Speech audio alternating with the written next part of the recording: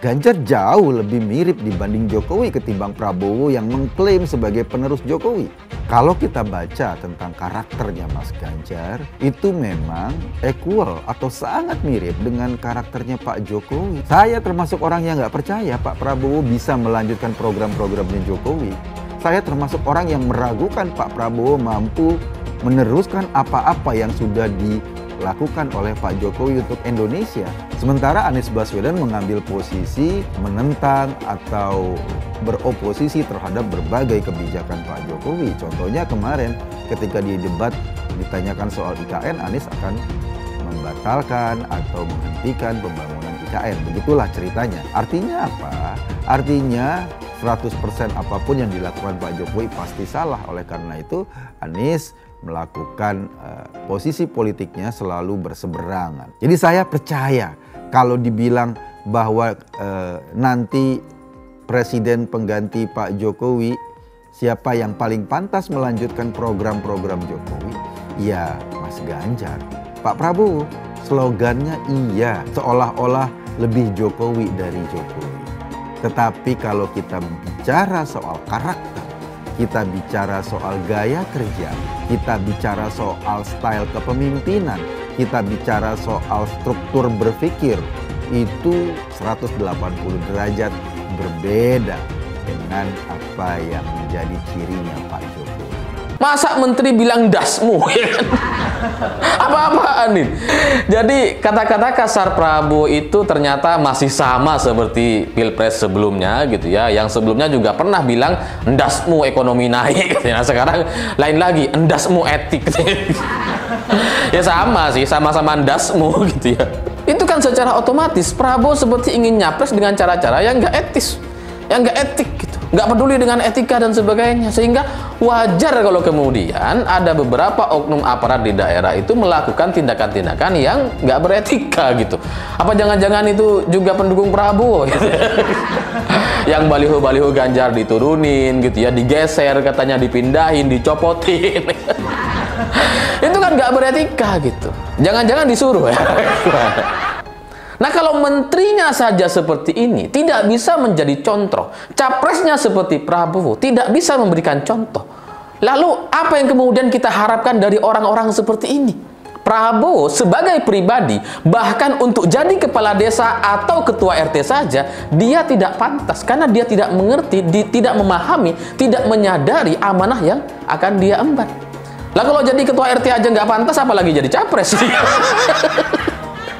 Citra lucu dan bersahabat yang sukses dibangun oleh tim Prabowo sejak beberapa lama, lewat citra gemoynya itu, sekarang luntur tidak berbekas. Topeng gemoy itu hilanglah sudah langsung terlepas. Awalnya adalah penampilan Eyang Prabowo sendiri yang tidak terkontrol selama debat capres. Emosinya terpancing. Lalu beberapa hari lalu, muncullah video yang viral itu. Sebuah video bocoran dari acara Rakernas Partai Gerindra merekam pidato Eyang Prabowo. Di video itu, tampak jelas Eyang Prabowo belum pulih dari emosi tinggi saat acara debat. Rasa kesal masih membara di hatinya. Soal Eyang Prabowo menggunakan umpatan kasar, dasmu, kepalamu, ini sesungguhnya bukan yang pertama kali terjadi di depan umum. Makanya di pidato tersebut, Eyang Prabowo kembali menyinggung pertanyaan yang menyudutkan dirinya sewaktu debat soal putusan Mahkamah Konstitusi yang melanggar etika. Maka meluncur muluslah umpatan kasar itu. Selain bahas soal survei, ada juga yang bikin gua ngakak semalaman. Apalagi kalau bukan debat capres perdana yang kemarin. Waktu dia ngamuk-ngamuk sama Anies, itu yang paling lucunya. Dia itu, gue yakin ngerasa kayak, gue itu udah ngedukung elu sampai jadi gubernur. Kenapa lu jadi songong gini sih sama gue? Istilahnya begitu. Sampai Anies bilang kalau Prabowo nggak kuat jadi oposisi karena nggak bisa mainan bisnis atau proyek gitu. Prabowo tuh lupa ya. Anies itu jagonya kalau ngebacot. Kalau nggak kuat mental, mending jangan ngadu bacot sama Anies. Yang ada dimentalin semua itu omongan lu. Dan si Prabowo beneran jadi kesel sendiri kan tuh. Nah, Prabowo ini asli dia nih nggak pernah belajar dari kesalahan dan pengalaman di masa lalu. Dia ini udah 3 kali ngikut kontestasi. Tetap aja nggak ada yang berubah dari seorang Prabowo. Tetap temperamen, emosian, dan nggak ada gemoy-gemoynya sama sekali. Tapi untungnya semalam itu nggak ada meja di depannya dia. Coba kalau ada, hancur itu meja, digebrak-gebrak. Bisa-bisa dilemparin ke mukanya para juri di sana. Terus langsung kena pelanggaran HAM lagi itu. Nggak perlulah Anda untuk menjatuhkan Ganjar, karena Anda tidak punya kelemahan di Ganjar. Karena kalau Anda mau nyerang kelemahan di Ganjar, Anda akan melihat kelemahan calon Anda itu juga banyak. Jadi untuk menutupin itu, Anda terus serahkan apa? Partai PDIP dan Ibu Mega. Untuk menjatuhkan Ganjar itu, mereka pada menyerang Megawati PDI. Loh, apa kok bisa begitu alasannya? Emang kenapa? Kalau emang Anda punya calon yang baik, coba ungkapkan kebaikan calon Anda. Nilailah pribadi Ganjar itu, mampu apa nggak dia? Punya apa nggak track record? Saya itu jujur geli banget dengar program makan gratis dari pasangan Prabowo Gibran ini. Ini program pembodohan yang memang sengaja didesain oleh mereka untuk hanya sekedar mencari popularitas belaka. Menurut tim suksesnya Prabowo Gibran, program makan gratis yang nanti akan mereka jadikan program utama kalau Prabowo jadi presiden itu, biayanya itu sekitar 1 triliun rupiah per hari. Gila, 2.000 triliun rupiah selama 5 tahun untuk makan gratis. Bayangkan coba, pembangunan kota sebesar IKN di Kalimantan Timur saja hanya menelan biaya kurang dari 500 triliun rupiah. Pembangunan kereta cepat saja hanya makan biaya 112 triliun rupiah. Itu juga utang. Ini makan gratis, habiskan uang 2.000 triliun rupiah. Terbuang begitu saja tanpa ada nilai tambah apapun. Selain hanya menyenangkan perut orang, tetapi otaknya kosong. Jadi kenapa uang 2.000 triliun rupiah itu nggak dijadikan puskesmas saja dan menggratiskan kesehatan masyarakat, atau buat bangun pabrik farmasi supaya obat kita tidak harus impor dari luar negeri? Kenapa uang 2.000 triliun rupiah itu nggak dibuat irigasi saja sehingga petani kita dapat jaminan panen mereka itu tidak gagal? Kenapa uang sebesar itu hanya buat makan gratis, program yang tidak menghasilkan apa-apa selain peluang mega korupsi yang luar biasa? Gila sih program makan gratis itu. Entah gimana lagi harus bilangnya, karena program itu benar-benar gila. Gila rencana korupsi besar-besarannya. Ya, selain melanjutkan dan bahkan mempercepat pembangunan IKN, Ganjar juga akan memberikan internet gratis dan super cepat. Nah, ini kan justru sangat luar biasa. Program internet gratis ini adalah program yang dicanangkan oleh pasangan Ganjar dan Profesor Mahfud MD. Nah, sedangkan program makan siang gratis itu adalah program dari pasangan Prabowo dan Gibran. Nah, sekarang saya ingin bertanya juga, kira-kira ya, kalau disuruh untuk memilih, kalian akan lebih memilih program internet gratis atau program makan siang gratis? Ya, sekarang coba dibandingkan dengan program internet gratis yang dicanangkan oleh Ganjar Pranowo. Nah, kira-kira mana yang lebih bermanfaat untuk siswa didik? Saya yakin pasti akan lebih banyak yang memilih internet gratis daripada makan siang gratis. Mengapa Pak Jokowi kemudian mempercayakan continuity itu kepada Prabowo? Hari ini saya terus terang merasa kecewa. Kenapa? Karena Prabowo bukan Jokowi. Sekali lagi, Prabowo bukan Jokowi. Hari ini juga Pak Jokowi menggunakan kekuatan-kekuatan negara hanya untuk menggolkan supaya Prabowo menjadi presiden. Sadarlah kita semua, dengan berbagai gimmick seperti gemoy, dengan joget-joget dan sebagainya. Ini bukan Jokowi. Pak Jokowi bukan seperti itu. Negara ini bukan untuk mainan. Negara ini perlu seorang pemimpin yang super strong, bukan hanya pemarah seperti halnya Prabowo. Pak Jokowi bukan pemarah.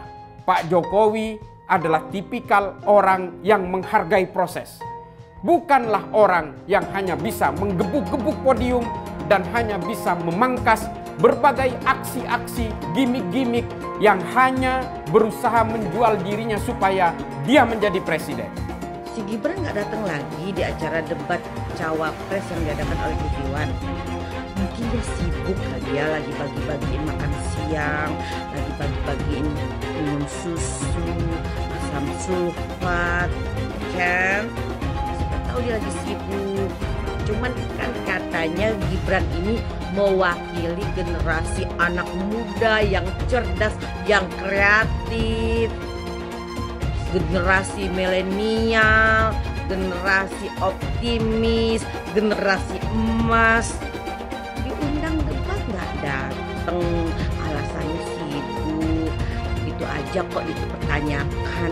Ibu santai aja, nggak boleh kayak gitu. Kamu bakal jadi calon pemimpin, Gibran. Banyak-banyaklah belajar dan membaca biar cerdas. Dari sini terlihat ada bau-bau kelicikan yang berjalan di dalam sistem. Soal anggaran, keamanan, dan backingan. Kita kebayang siapa yang paling diuntungkan oleh sandiwara yang besar ini. Gak mungkin ribuan orang itu gerak sendiri tanpa dikendalikan. Gak mungkin. Gak mungkin gerombolan itu manut-manut saja tanpa diinstrukturi. Kekacauan ini adalah tanda bahwa 2024 mengandung banyak sekali aroma busuk. Jelas sumbernya adalah akal bulus dan nafsu politik. Sebenarnya masyarakat udah paham.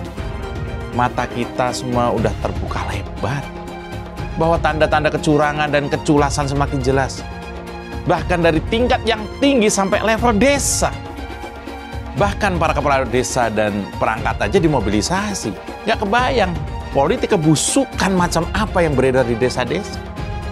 Belum lagi perangkat hukum, sistem, dan sumber daya negara. Saya mendapatkan berbagai laporan tentang dugaan kecurangan dalam tahapan pemilu.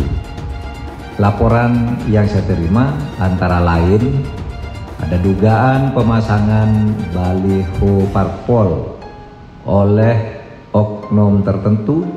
Sebaliknya terjadi juga penurunan baliho parpol tertentu yang diduga dilakukan oleh aparat.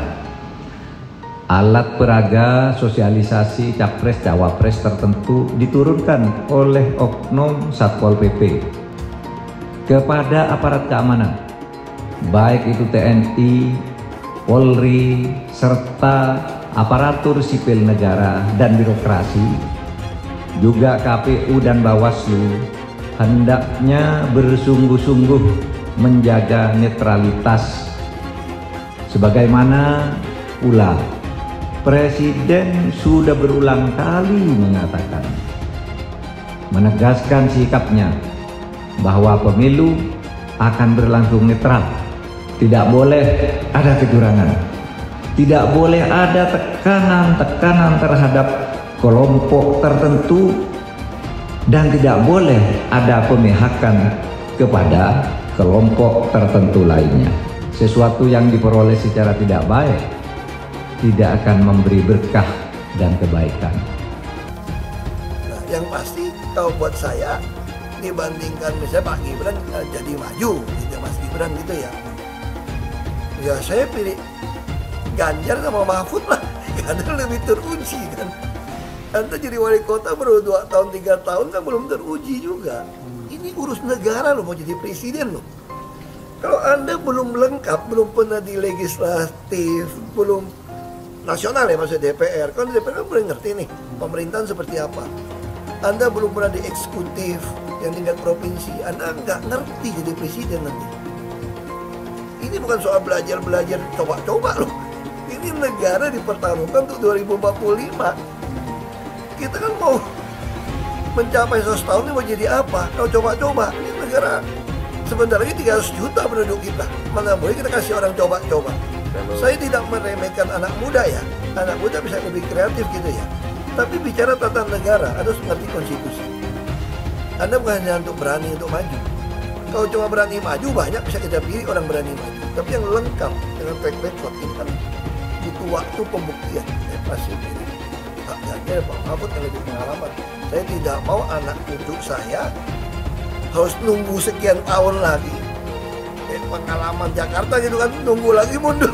Males sudah. Jadi kita nggak usah coba-coba deh. Udah jangan dengerin janji-janji manis orang. Saya mensyukuri kenapa kalah, kenapa ditahan. Saya bersyukur atas itu semua. Saya coba bayangkan ya, kalau seandainya waktu itu kita menang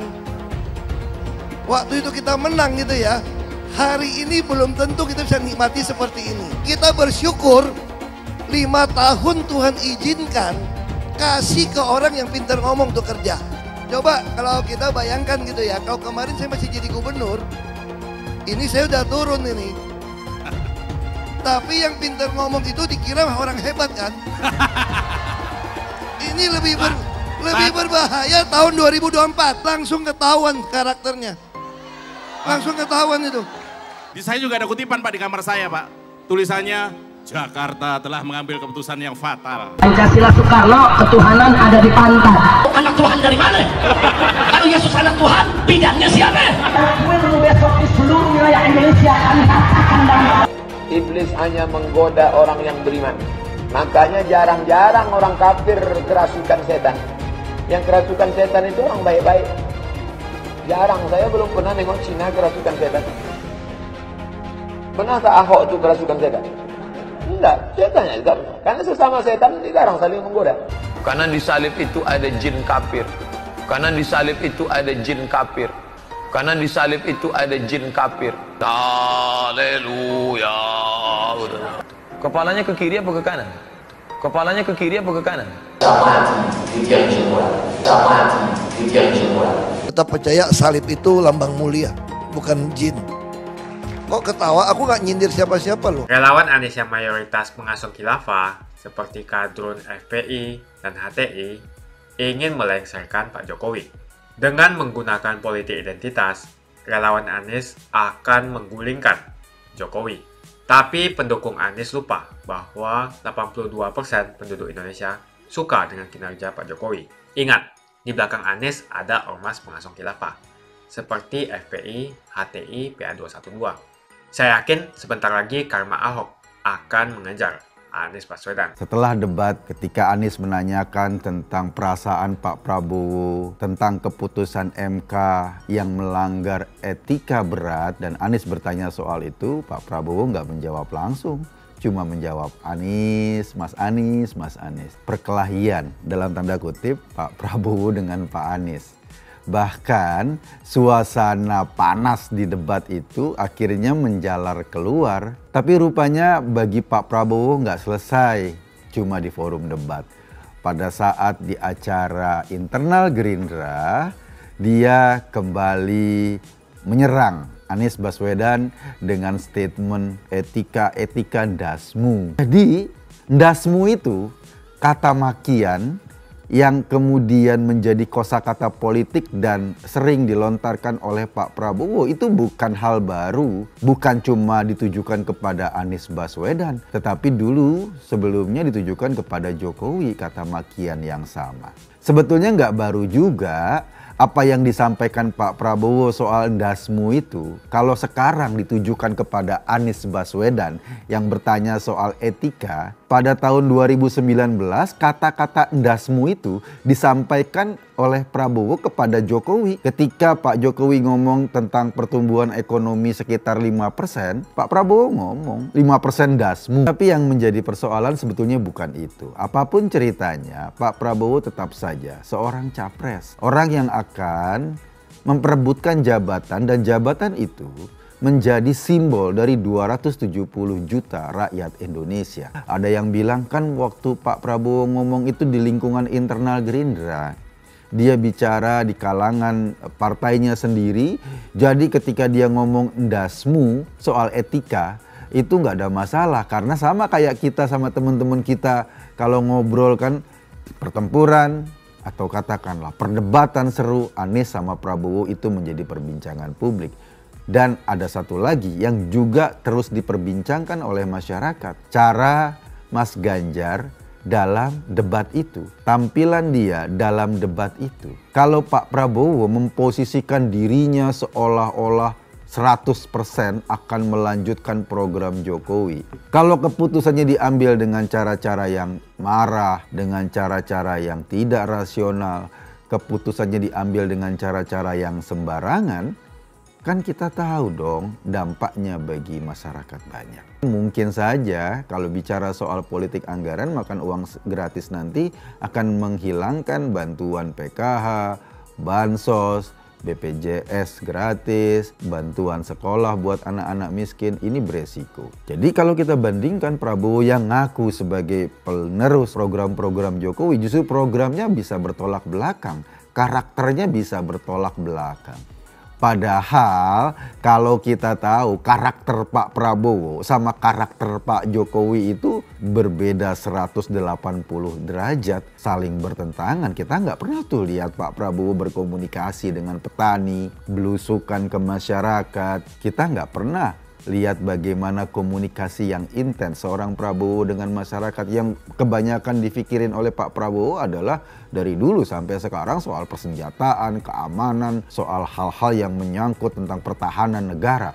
Sementara bagi para petani di bawah, bagi para nelayan, yang dibutuhkan mereka adalah soal kesejahteraan. Sementara Anies Baswedan mengambil posisi menentang atau beroposisi terhadap berbagai kebijakan Pak Jokowi. Contohnya kemarin ketika di debat ditanyakan soal IKN, Anies akan membatalkan atau menghentikan pembangunan IKN. Begitulah ceritanya. Artinya apa? Artinya 100% apapun yang dilakukan Pak Jokowi pasti salah. Oleh karena itu Anies melakukan posisi politiknya selalu berseberangan. Jadi kalau Pak Prabowo kita anggap sebagai tesis, Pak Anies kita anggap sebagai antitesis yang saling bertentangan, Mas Ganjar tampil sebagai sintesis, sebagai jalan keluar dari dua kubu yang saling berhadap-hadapan ini. Kalau kita baca tentang karakternya Mas Ganjar, itu memang equal atau sangat mirip dengan karakternya Pak Jokowi. Saya termasuk orang yang nggak percaya Pak Prabowo bisa melanjutkan program-programnya Jokowi.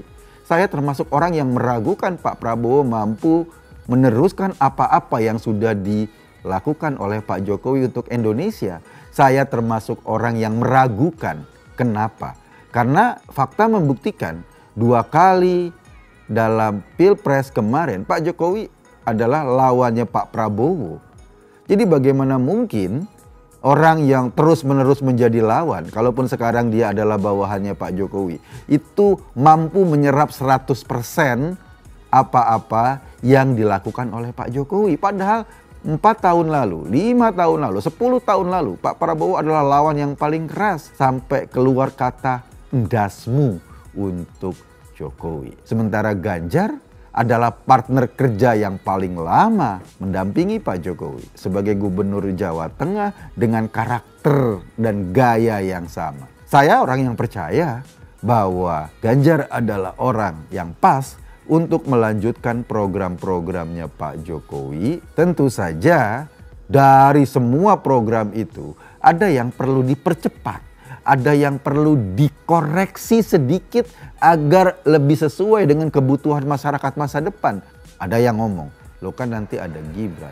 Ingat deh, Wapres itu fungsinya ya ban serep. Itu ada dalam undang-undang. Dia hanya menggantikan kalau presidennya mungkin tidak sempat. Dia hanya mendampingi presiden, tidak punya kewenangan khusus. Coba perhatikan bagaimana peran Pak Ma'ruf Amin sekarang. Kan nggak punya kewenangan khusus. Ada dan tiadanya hampir sama saja. Jadi fungsinya Mas Gibran misalnya kalau dia mendampingi Pak Prabowo mungkin akan mirip-mirip dengan Pak Ma'ruf Amin. Artinya yang akan menentukan masa depan kita, kebijakan-kebijakan kita itu lebih kepada presidennya.